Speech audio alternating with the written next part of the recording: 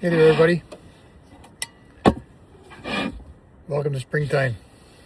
I haven't had a chance to talk to you much.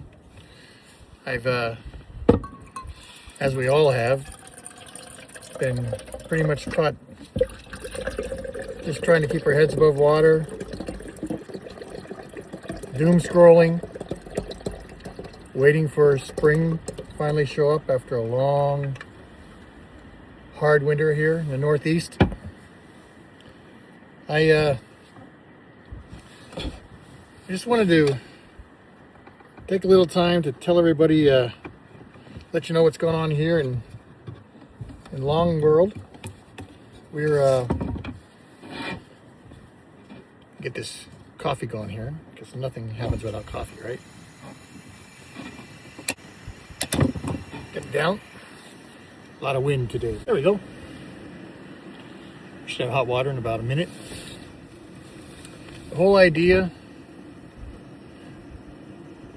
of getting older is hopefully getting wiser, accumulating a lot of experiences, and passing some of that on to people who maybe don't have as many years or revolutions around the sun as you do.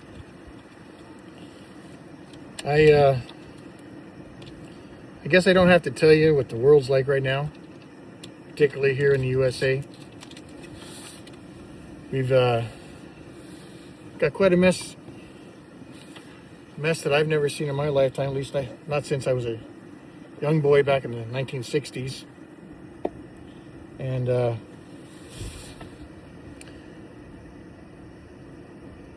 it saddens me. I was speaking with one of my friends and students just yesterday, and gave me a call, and said, he asked me if I thought any of this made a difference, and people protesting and nothing happening, and where's it all going to turn out? And one of the things he said that got me thinking was, why do we have to keep learning this lesson every 80 to 100 years? And after thinking about it a little bit, what I told him was that I thought it just brings back to each of us, because most of us didn't live during the last time we had a situation like this in the world. At least it doesn't affect us here in the United States the way it is today. That we all need to learn that the good and evil, and the greatest extremes of both of those, live in each and every one of us. And you can't have good without evil. You can't know evil without knowing the good. And perhaps every several 2 to 3 generations, we have to be reminded of what we are as the animals known as humans. We all have the exact same potential for good and evil. The obscenity that lives within us, we decide which voice we allow to speak. And the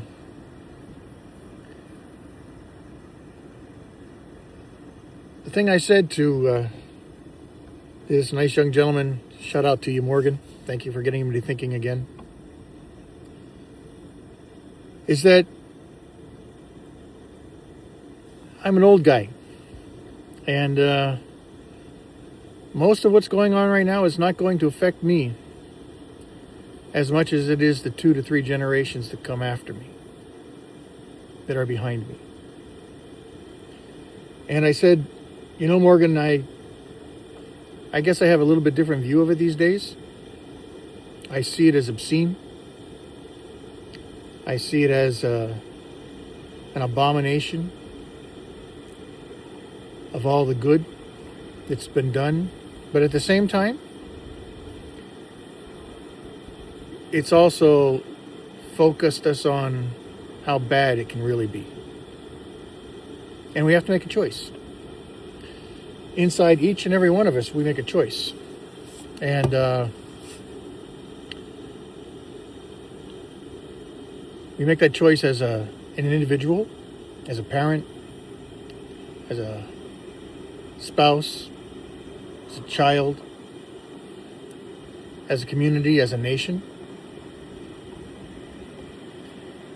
And we make that choice as a world.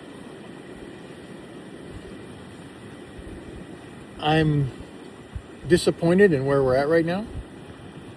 I know some of you probably watching this are all on board with what's happening. And that's your prerogative.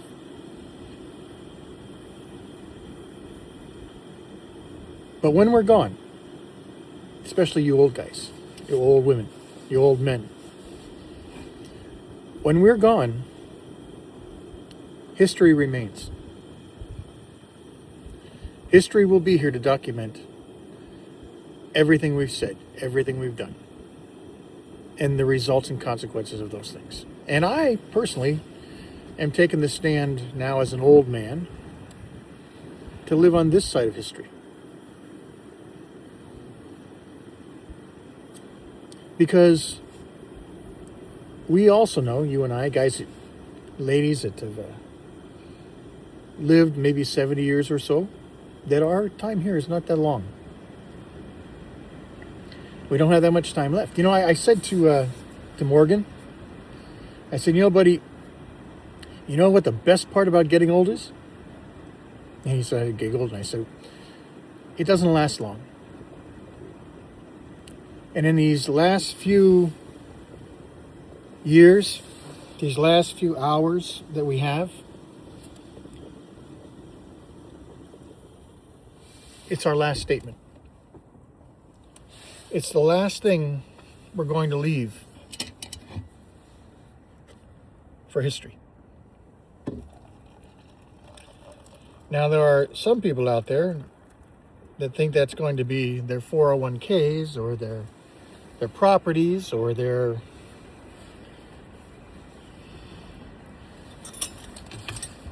grooming that they've done for the next generation behind them. You've groomed them. And to think like you. But thankfully,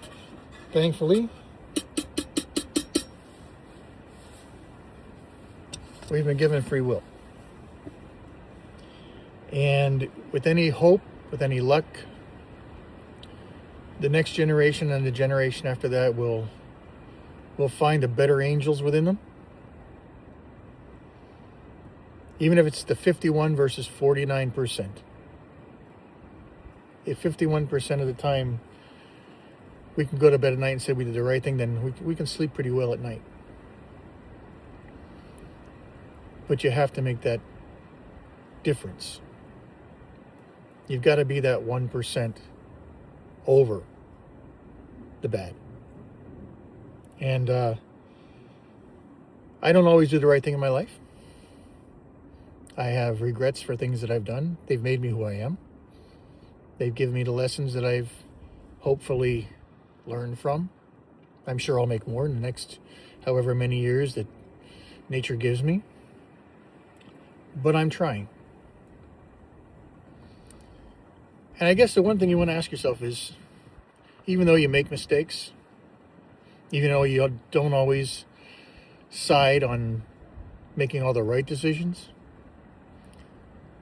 that the ones you do make, even the bad ones, are not made out of maliciousness. Maliciousness. I want you to think about that. I was watching a guy I follow doom scrolling, and the thing he said this morning was, you know what? Turn down the volume. If you have to watch the video, turn down the volume. And get out in a place like this. Get outside, take a walk. see the other things in the world that don't really care about you. Get a dog. Dogs are great.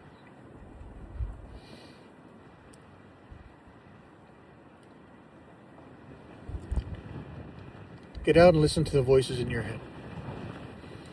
And then you can decide what's right and what's wrong. Which side of history will you be written on? So I just want to thank you all for a couple seconds. I'm going to have my coffee, take a walk around the lake here, enjoy this beautiful, sunny, but cold and windy April 7th. In the meantime, I'll see you guys next time. Maybe on the next time around the lake here, or maybe out when I'm swinging a fly rod. But I wish you all well. Love everybody. Both sides of the world. And wish the future generations the kind of life that I've been able to live. Bye-bye, everybody. See you next time.